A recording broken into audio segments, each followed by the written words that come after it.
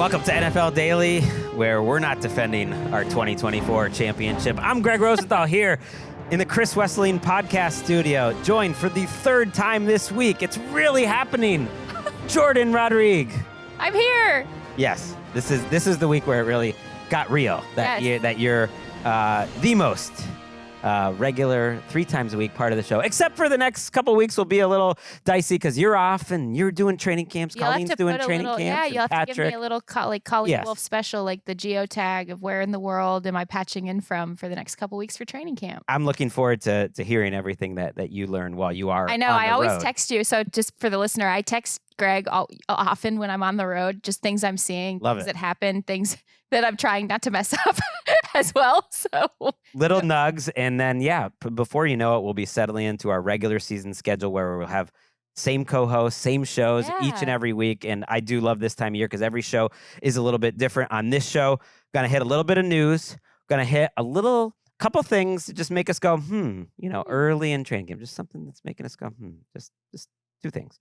And then we're going to talk to our friends at the All PHLY show, Zach Berman and Bo Wulf. I'm referring to the Eagles off the top of the show because even if they weren't the defending champs, to me, they're just so talented, so interesting how they are run. They are one of the most fascinating teams in the league. And so I'm looking forward to that deep dive into the Eagles. But first, as we always do, we'll talk a little bit of news. Trey Hendrickson has shown up to Bengals training camp since we last spoke, says he's not going to be a distraction. He wants to be involved in all the meetings. It's a positive sign, I think, but it's also just a reflection of the CBA. He is fined, I think, $50,000 every day, and that cannot be given back by the team. It's mandatory. So you are just giving up a crazy amount of money, and we know the Bengals aren't a team that is necessarily worried about that or his timeline. And so I know he was enjoying his time in Florida, but it makes sense that he is. Yeah, it's also, really humid and sticky in Florida right now, a little bit less so. But what I'm saying... I think they were over the 100 on the heat index the other day. So it's wild there in Ohio. What I will say is I do think this is a win-win for Trey Hendrickson because not only is he avoiding that fine, he's also around teammates. But also the optics. I mean, he's out there. Fans can see him out there. Fans can watch him walk in. There are videos of him walking in and still not dressed out, still without a contract. I think that the more visuals of him being present but not signed to the extension does in its own way put some pressure on the front office. And I guess we don't really have a reason to think that this won't get done, other than the fact that it's not done yet. At some point, it could be week 1 like Jamar Chase, and then we could be talking about at the end of the season how that ended up being a problem and why the offense started slow and the cycle continues. Yeah, it continues. My goal next offseason is to not speak too soon in the process of any of this about any Bengals player. We say that every year, and then it's like just a goal of mine. We just need things to talk about in the offseason. It happens. People getting paid though. Bernard Ryman got paid. A left tackle, not a lot of people probably familiar with, once played on a professional team in Vienna. How about that? And now here he is getting paid like $100 million contract. It's funny to me because he occupies the exact same space that the former Colts left tackle Anthony Costanzo had, where he would get paid, be that guy that's a really solid player, but not one of the top 5 necessarily at his position. But he's gotten better and better each and every year. So congrats to him. And that was a good piece of business by the Colts. I'm not sure if it was as good a piece of business for the Seahawks to sign their GM, John Schneider, for another 4 years through 2030. A guy who doesn't necessarily have the highest approval rating, I don't think, from the Seahawks fan base. And yet sneakily, because the ownership situation since the death of Paul Allen is, maybe a little more absent than other ownership situations, has as much power as just about any non-coach in the league, John Schneider. And the fact that he is signed through 2030 gives him even more. So you better hope those offensive line moves worked out because he was under a lot of heat last year and he's back for a while. He has so much tenure already. We were talking to Rams GM Les Snead the other day, and I do want to point out we got a note from a listener about you got to mention John Schneider up there in the tenure as well. Was it 14, 15 seasons at this point? So is he longer than Snead? Did I mess that up? I don't know. I didn't look. Maybe part of it is that, because he was there with Carroll from the beginning, was that Carroll was the primary decision maker initially, but that's right. John Schneider's been there for a while, and it might be an interesting situation because he had such a high-risk offseason, John Schneider, in terms of how he rebuilt the offense, that if it doesn't go well, he'll be under a lot of heat, and yet he is signed for the next 6 years. 15th season. Yeah, I remember that introductory press conference with him and Pete, but Pete hired him, it's worth pointing out, and now he is the man there. Also the man, Baker Mayfield. Yes. Love it when a little bit of news just gets broken on a random interview with like a print writer, when that's Pete Prisco at CBS, and Baker just kind of dropped into that interview that the Bucs have already guaranteed his 2026 contract, like fully. That's actually a big item, and that they're working on a long-term deal. So I do think that is a real show of faith in Baker. He is going to be the Bucs quarterback next season. Not like that there was much of a doubt, but what if this season had just gone horribly wrong? They had that out, that like kind of like the old Geno or Derek Carr type of contract. It's like fully guaranteed he is there, and wouldn't be surprised at all if they come to an agreement during this season to like have him long term. It really did happen. All the Baker believers got their best case scenario. We all had a meeting a couple years ago. We said, okay, any ounce of spare energy, any lucky tokens that you keep with you, let's all devote them to pushing this energy in one direction, and that is Baker Mayfield. No, but he is so, I like watching when players thrive in environments that do seem like finally the place they're supposed to be. It's one of my favorite things. We've seen it a lot with quarterbacks over the last couple of years, and Baker is no different because he is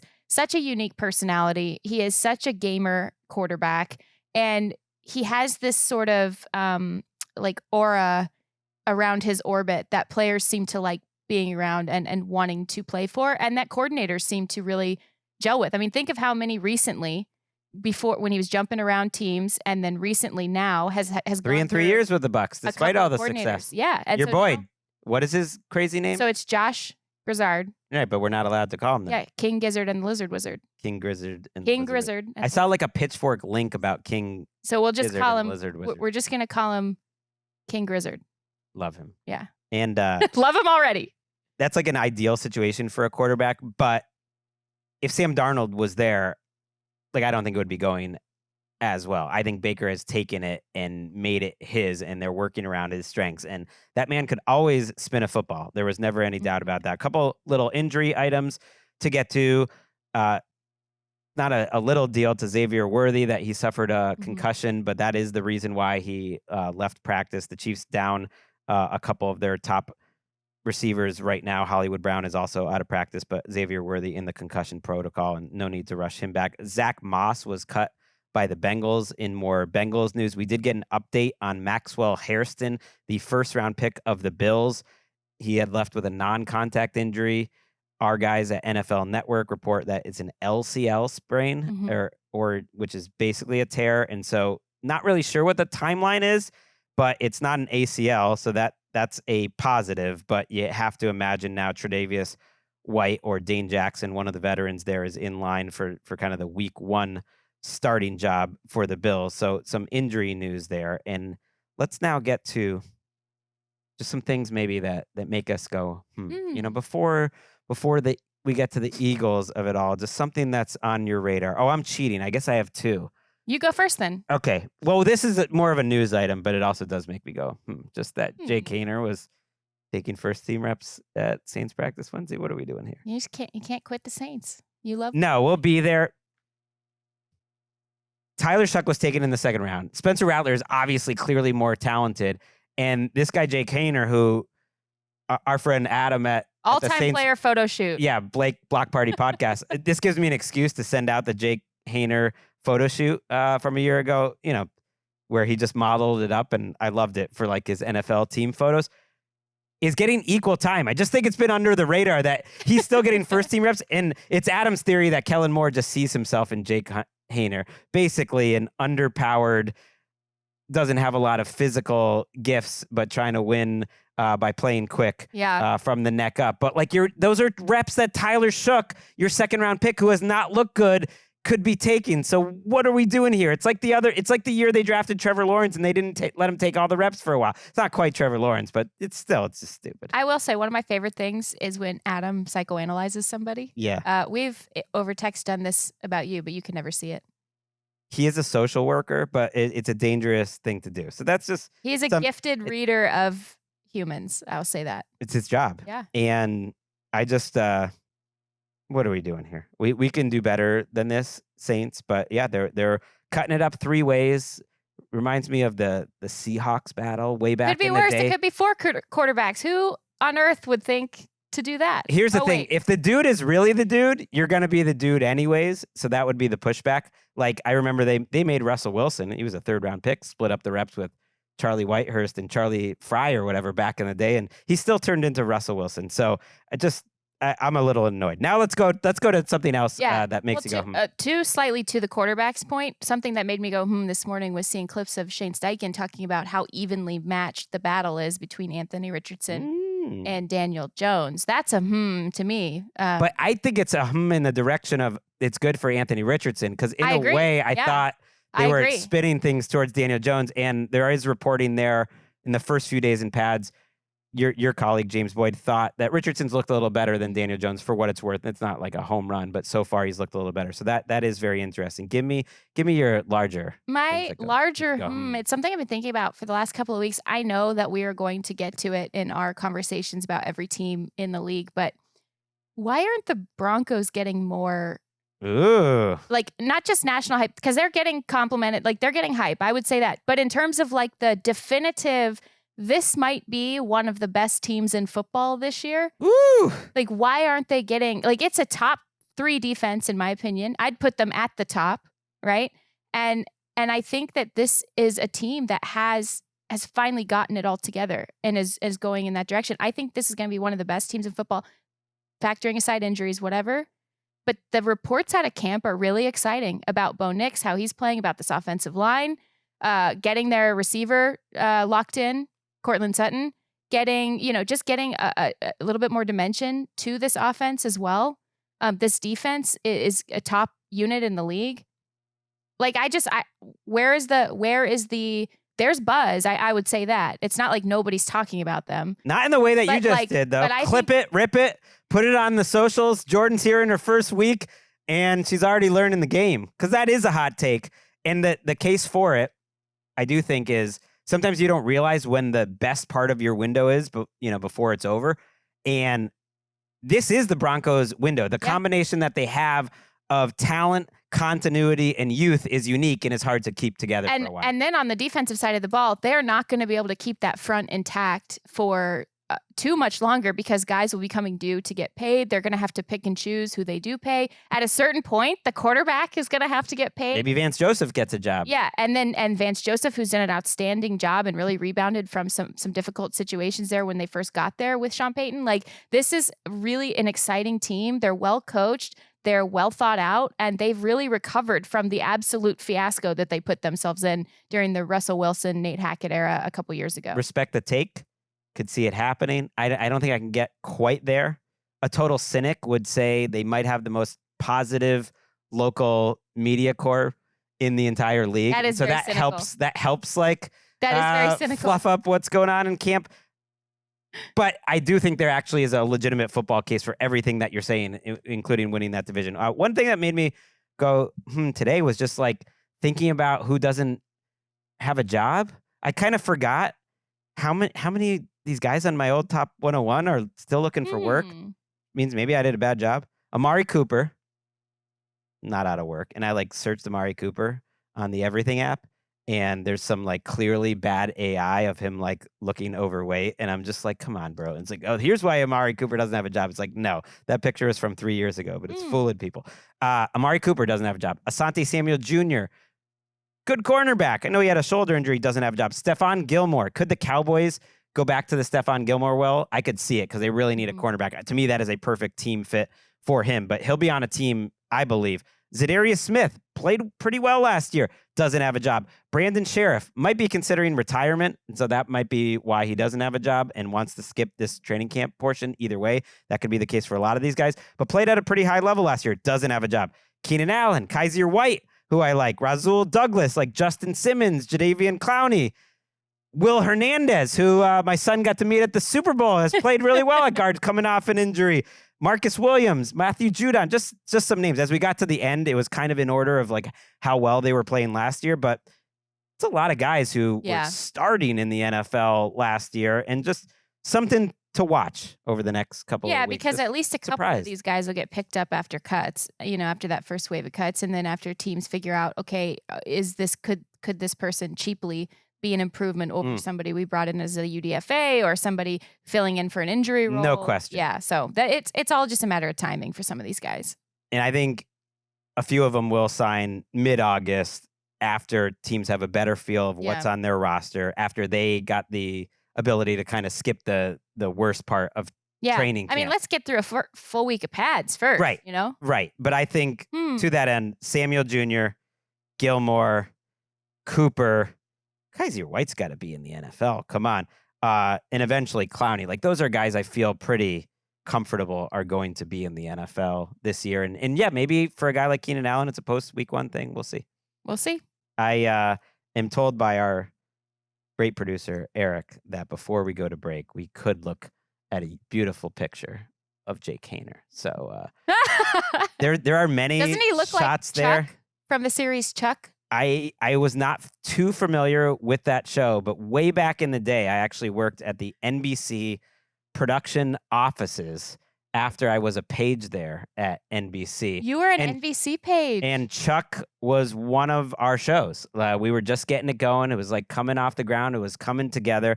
So very indirectly, in terms of doing some assistant office work, like I contributed to the Chuck enterprise. How about that? Wasn't it just like 1 season long? Oh no, that had a long run. Come on. That was a big winner. I just know the actor. For everyone involved. And Jake Haener. Jake Haener, you know what? I actually, when this came out, I think everybody had fun with it, but I appreciate when people don't take themselves too seriously. Love me some Jake Haener. Love me some Bo Wulf and Zach Berman. We're going to talk some Eagles after the break.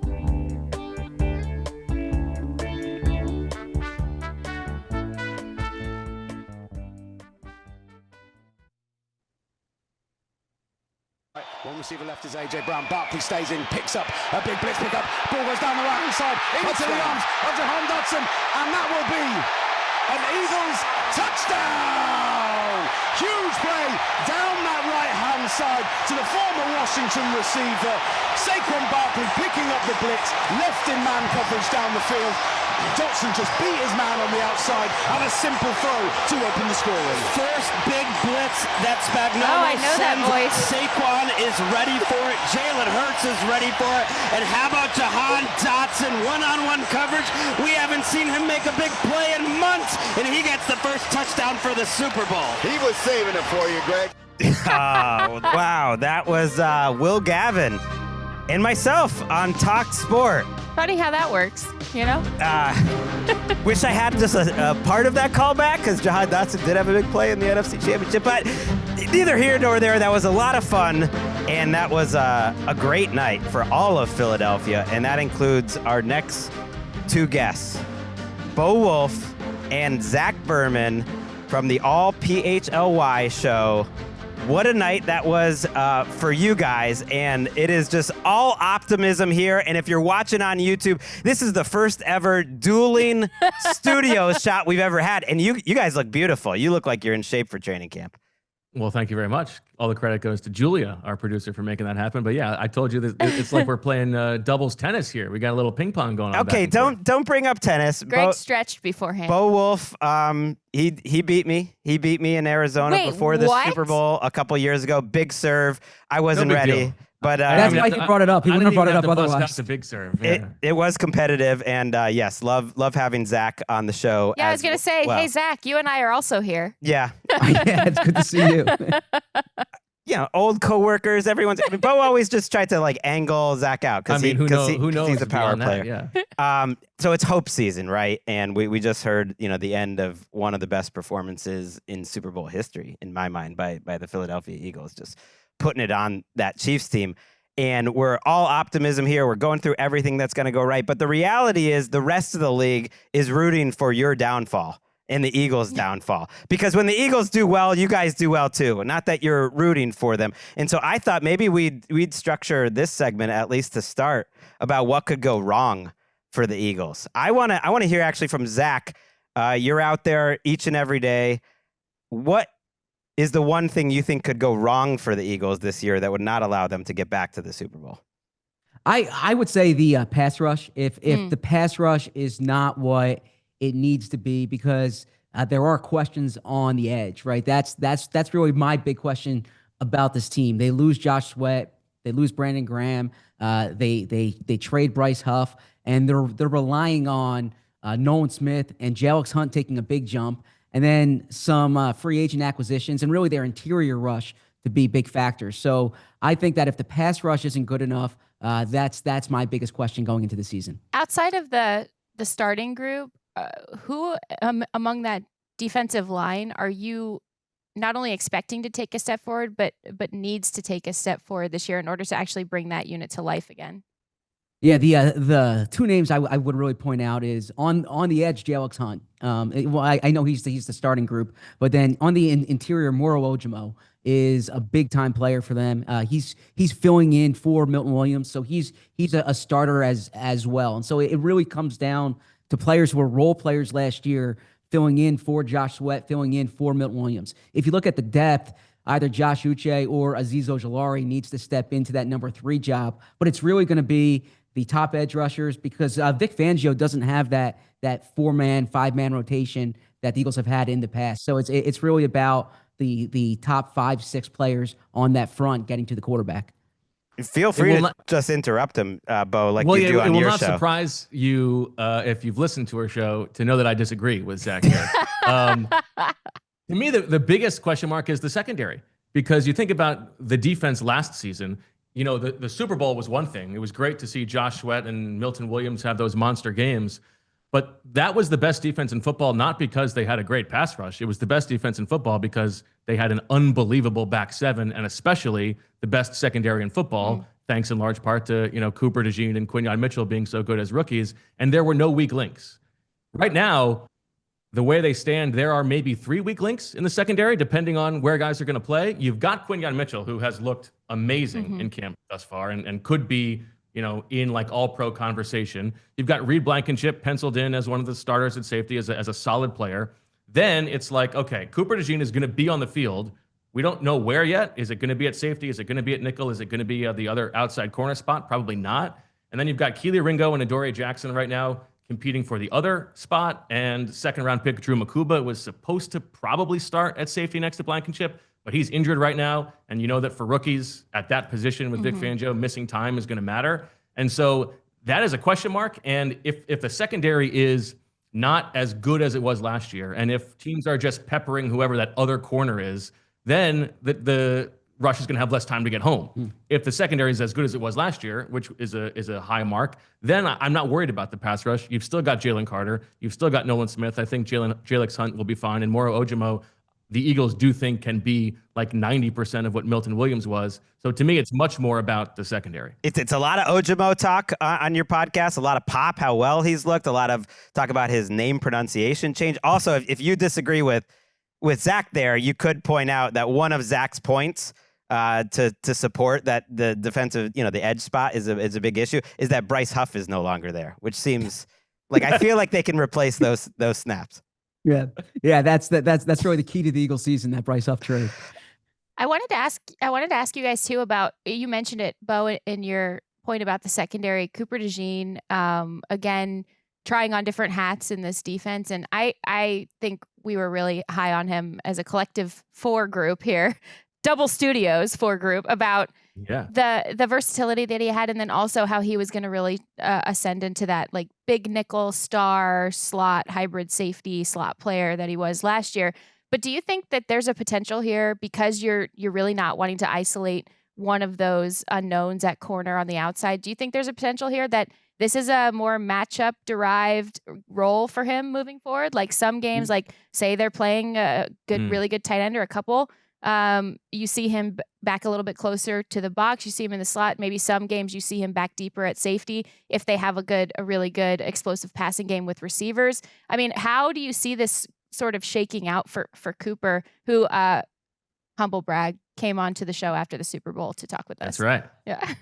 It is probably the most fascinating question about the defense heading into this season. I'm honored. Vic Fangio has talked about it probably is not about what is best for Cooper DeJean. It is about what is best for the rest of the defense. Yeah. And by that, he means who are the other guys who are going to be on the field, right? And so if Drew Makuba was going to be ready, then you can probably just keep Cooper DeJean in the nickel when they're in nickel. And he brings so much versatility. He was great for them last year so that they could stay in nickel against heavy fronts because he was so good in the box.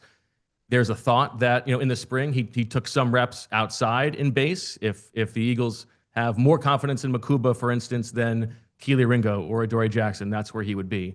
But the larger conversation about like Cooper's versatility it goes to one that Zach and I have also disagreed about over the years, and that is like the value of a positionless player, as Zach calls it. Zach loves an Isaiah Simmons, the idea that like I'm with this you, guy Zach. can just roam around on the defense. Oh, we're getting Isaiah Simmons hype in the year 2025 in Packers camp, every training camp, because you know who looks great like in training camp before real football is played? Like Right. Isaiah Simmons. Okay, but if it doesn't work, then you have the Isaiah Simmons journey with the Cardinals. If it does work, then you have the Budda Baker journey under a Vic Fangio disciple, Okay. Jonathan Gannon. That's all I'm saying. That's all I'm saying. To me, what this goes to is all of this theory is great until it comes time to have a game plan for a week, and the defensive coordinators need a guy to play a position. And if you think about the Vic Fangio defense last year, what was so great about it was they had 11 guys who were on the field, and they didn't really have to rotate a ton, and they all knew exactly where they were supposed to be. And so to me, it is Cooper DeJean is probably right now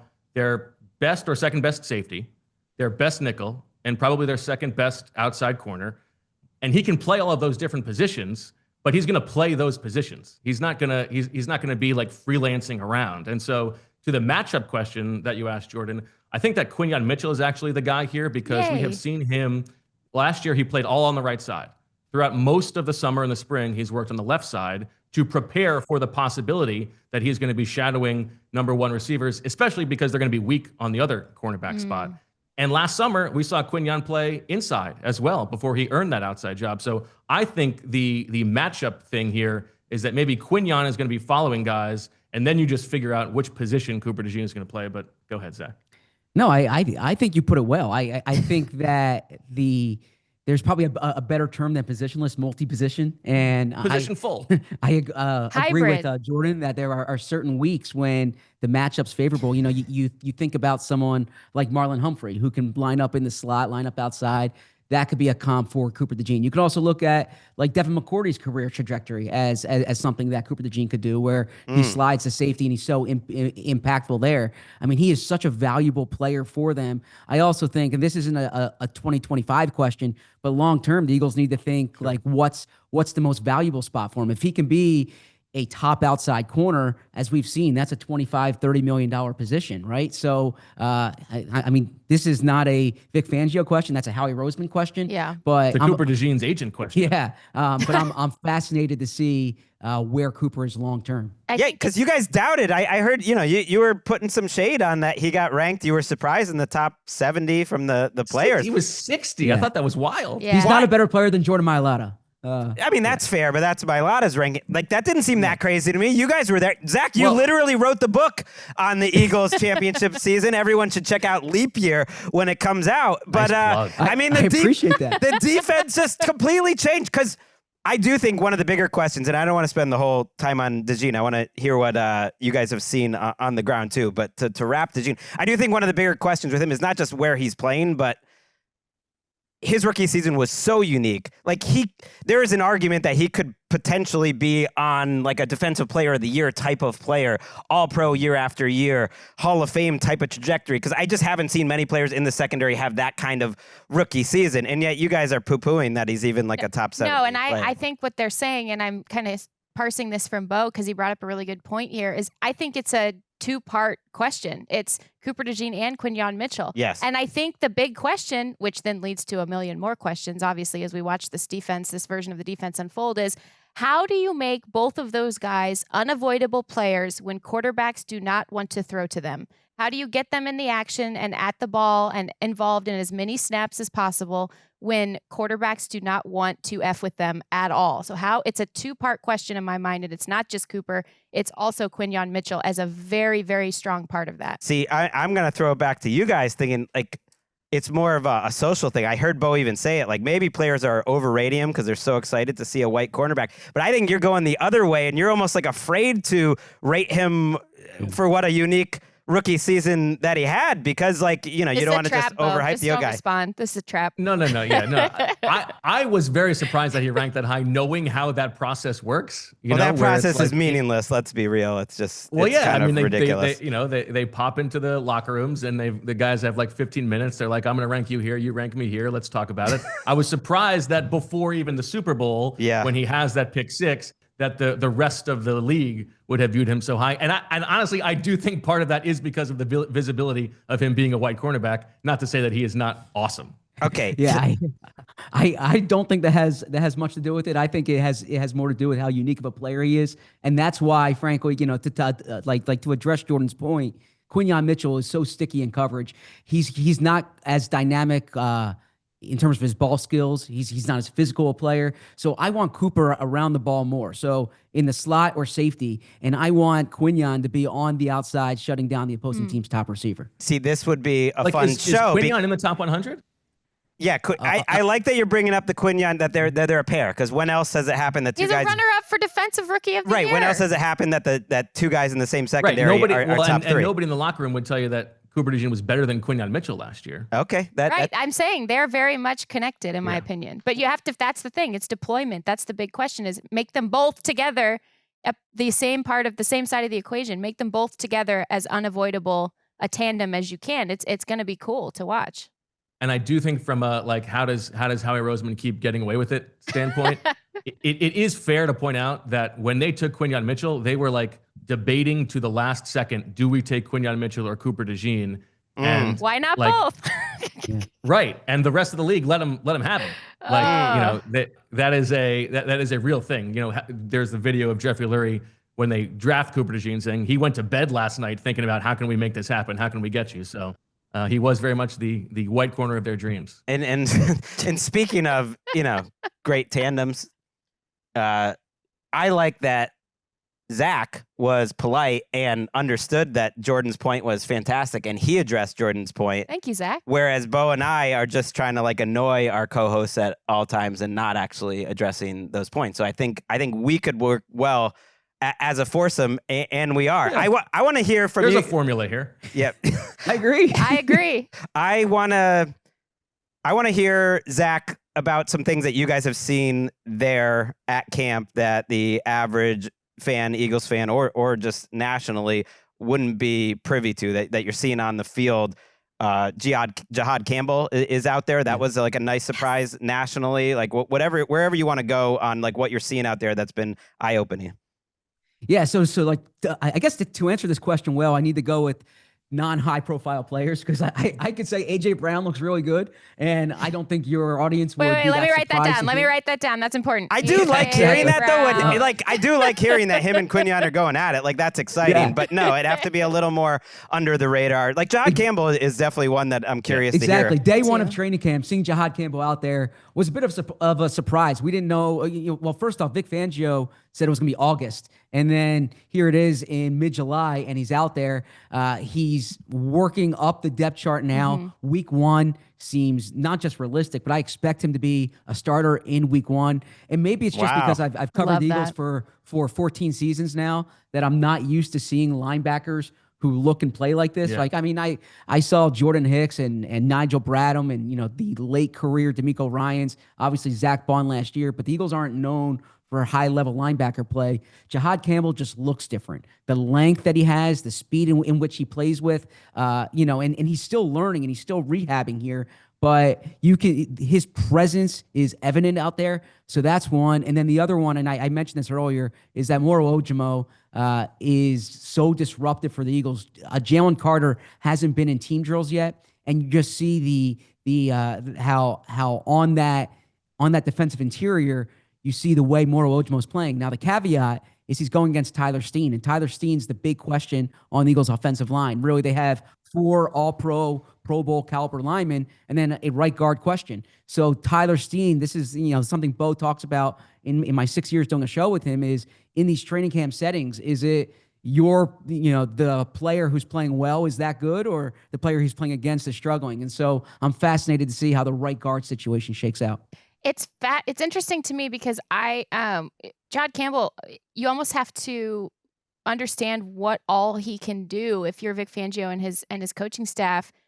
Understand and okay, can he move around, for example? Because they're pretty good. They're going to be fine at inside linebacker in the foreseeable future. But can he move around? Do you expect? I mean, if you mentioned at the top of the show, if this pass rush doesn't quite pop the way that they want it to, if they don't have that extra player so they can rotate their fronts the way that they want them to, is he a player who you could see moving around? He was one of our favorite prospects coming out in the draft for that reason, because you really saw limitless potential with where you could play him.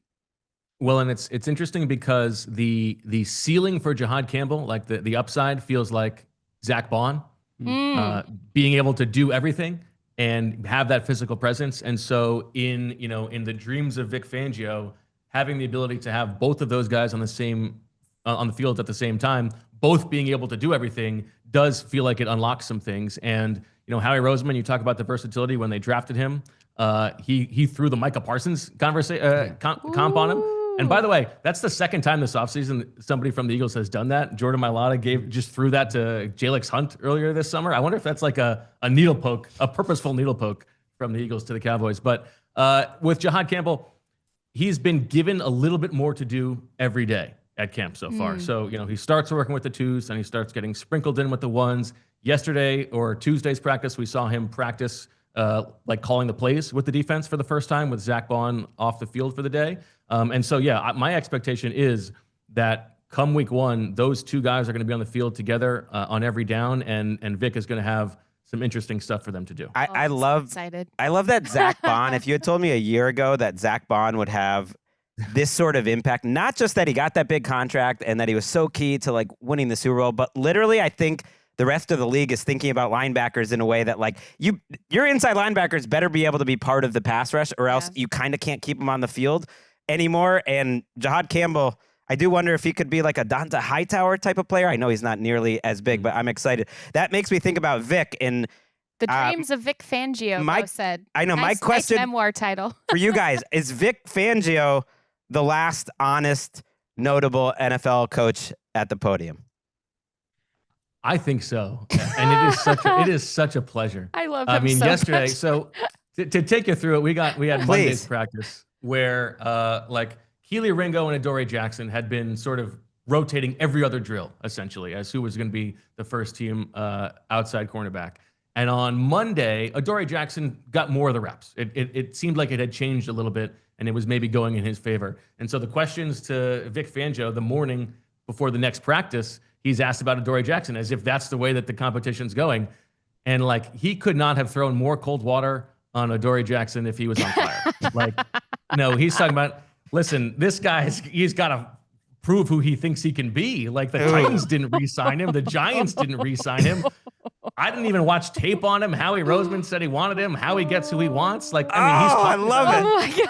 He's talking about him the way that he talked about Devin White and Bryce Huff last summer. And so, all of a sudden, Keely Ringo gets all the reps yesterday. Maybe not so fast with Adoree Jackson. Yeah, my answer to that question is I hope not. I'm 39 years old. I hope he's doing this for a long time. So I hope he's not the last coach who answers this. Well, I think what you need is maybe he's the last one right now, but when the other guys get older, it's just that then they can stop caring too. I'm an optimist by nature, so my hope is that other coaches see that if you're matter of fact, if you say publicly what you say behind the scenes. He still won a Super Bowl. He had the #1 defense. It didn't hurt him to be transparent. So I want to believe that, but that will not happen. But can't you see? It's a good stump speech, though. Yeah. Can't you see this blowing up? And I don't know if you have more Vic stories, Zach, but hearing him basically say, well, that's like a Howie guy. It's not one of my guys. The fact that he's feeling willing to say that publicly, my mind immediately fast forward to the moment where at some point, things have to go wrong. And there will be some sort of Vic Howie clash. Maybe it's in 2028. It might not be for a long while, but I do look forward to the day that Vic just says something that is the entire storyline in Philadelphia for weeks on end. I got to say, though, they spent $17 million on a linebacker. They took a linebacker in the first round this year. They're not rotating edge rushers like they did in the past. I think Howie is all in on the Vic Fangio experience right now. He's being changed for good. Yeah. And for those for the national fans who don't know this story, the funniest thing of the Vic Howie interplay is the story of Zach Bond from last year, where Vic tells the story basically that Howie brings him, tape of Zach Bond, like, this guy's going to be a good special teams player for us, maybe like a fourth edge rusher will help out there. And Vic watches like 2 minutes of tape. He's like, oh, this is going to be my starting inside linebacker. Okay. Right. And never gave the other guys a chance and just was there the whole time and meant what he said. I love it. Oh my gosh. I love it. Okay. So you guys, because coming back from, the highest of highs, and we've seen this team compete at the very highest level. We've seen them lose a Super Bowl. We saw the entire season unfold like a slow-moving car crash after that, and then they rebounded and won the entire thing. This is a Jalen Hurts offensive line, Saquon Barkley receivers question, but it's also an ecosystem question as well. What did this group learn from the last post-Super Bowl appearance or if they've learned anything, that they can apply first and foremost to the offensive side of the ball, but then also to the general dynamic and energy of the team? Yeah, it's a great question because it's something I've thought a lot about, and I think you look at this from front office. You keep giving her great question, best questions of the day, best questions possible. I'm not getting anything over here. What if they're good questions? Greg, my antenna is up there too. It's like this is pre-planned. So 2018 was considerably different in that the quarterback was coming off a major injury. It was an older team. And so I think the roster composition, the resources that they have, it's considerably different there. But I think from, and then you can even see in like their approach in 2018, Doug Peterson's message was, this is the new normal, right? Right. And actually, like a few days before the season, Malcolm Jenkins even told Doug Peterson to take all the Super Bowl stuff out of the locker room. They were clinging on too much. The message from the Eagles very much now is, that was last year. They're not even defending champs. But from an offensive perspective, I think what I'm real curious to see is how much they lean into what they did last year compared to how much they evolve. So if you think about 2022, going into 2023, the offense did not evolve.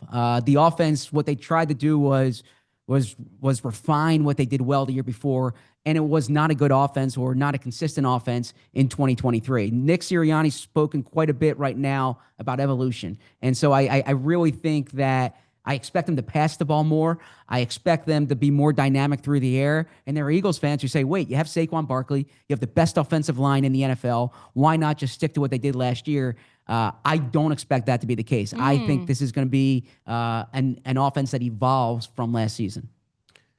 Yeah, I think it's going to be marginal. I think they're still going to want to lean mostly on Saquon Barkley, but they need to take more shots downfield than they did last season. Jalen Hurts is so good at throwing the ball downfield, and that was his lowest percentage in his career in throwing the ball 20 yards or more downfield.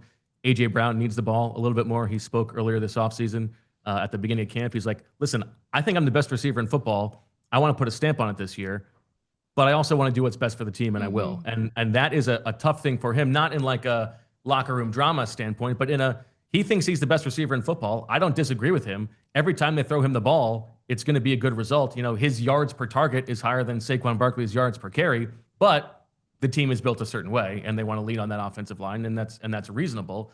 I do think, it is interesting compared to 2 years ago.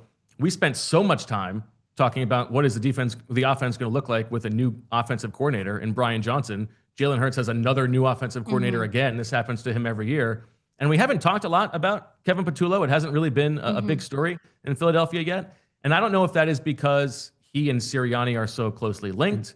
And you think back to what went wrong in 2023. Some of it was that I don't think that Nick Sirianni fully trusted just handing over the keys to the offense to Brian Johnson. And he was incentivized in his mind to meddle a little bit more and be more involved in the offense. I think that will be less the case because Patullo is his guy. And I also think, maybe just the lessons of what happened in 2023 matter. But the other truth is that more than it's Nick Sirianni's offense and Kevin Patullo's offense, it's Jalen Hurts' offense. And I think you're still going to see sort of the same target distribution that you have always seen under Jalen Hurts, and it's going to come down to what he does more so than what Patullo does. And it was a mediocre offense for most of last year. That's the craziest thing to me. It was 13th in efficiency according to DVOA, and then you see Jalen Hurts at his very best, obviously, in those 2 Super Bowls, in the NFC Championship, and it has such a high ceiling. So there's so much room for improvement. I think that's reason to be happy, but you said it hasn't been a big story. I mean, Kevin Patullo will be a big story like September 5th. If they have a bad offensive like opening night, then suddenly it's the biggest story in town. You guys are the best at what you do. I love listening to you. Check out the PHLY Eagles podcast. Check out Zach Berman's writing wherever it is. And Jourdan played high school tennis, so I'm feeling good. Yeah. If we get out there, I was the 2 spot. it is on. I know you're not supposed to root, but root for the Eagles to get back, and then somewhere in the San Francisco area. We're going to be there anyway.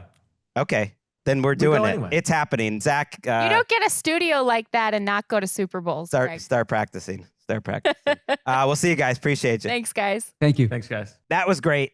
Never get tired of talking to them. And I love them so much. Oh talking my gosh. about Oh the my Eagles. God. How excited did you get hearing about John Campbell? I got goosebumps. I'm so freaking stoked. That's awesome. And he will be playing in the preseason. And we're going to have you covered all preseason long with our takeaways every Sunday night, me and Shook. But we still got a little time. Yes, our next show is going to be the first fantasy football show of the season. We're going to do a primer with 2 of the best in the game, Evan Silva and Pat Daugherty, 2 of my former coworkers at Roto-World. But we'll also have a little update from the Hall of Fame game to start the show. Yes, that's right. Our next show is actually going to recap a football game being played in America on a football field. Football's back!